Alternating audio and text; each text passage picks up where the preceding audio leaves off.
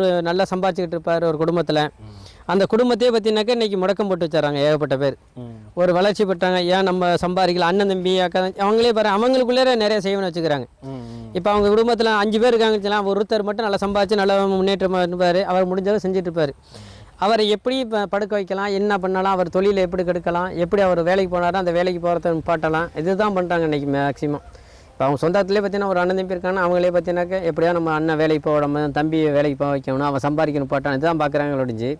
சரி நம்ம சம்பாதிக்கல அவங்க சம்பாதிக்கிறாங்களா அது எதுவும் அந்த இதே இருக்க மாட்டேங்குது நிறையா.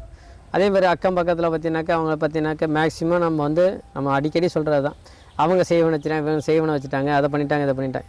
இது செய்வனை வைக்க நமக்கு சொந்தக்காரங்க தான் வைப்பாங்க நம்மளை. நம்ம அவங்க வீட்டில் ஒருத்தர் வீட்டில் என்றைக்கு சாப்பிட போகிறோமோ சாப்பிட்டு வருவோம், அந்த மாதிரி விஷயத்தில் நம்மளுக்கு செய்வனை வைக்கிறதெல்லாம் வைக்க முடியும். சும்மாலாம் வைக்க முடியாதுங்க ஐயா. நான் அங்கே போய் வைக்கிறேன் இங்கே போய் வைக்கிறேன் அதெல்லாம் சும்மா. அது ஒருத்தங்க வைக்கணும்னா அவங்க வீட்டில் போய் சாப்பிட்டு அந்த மருந்து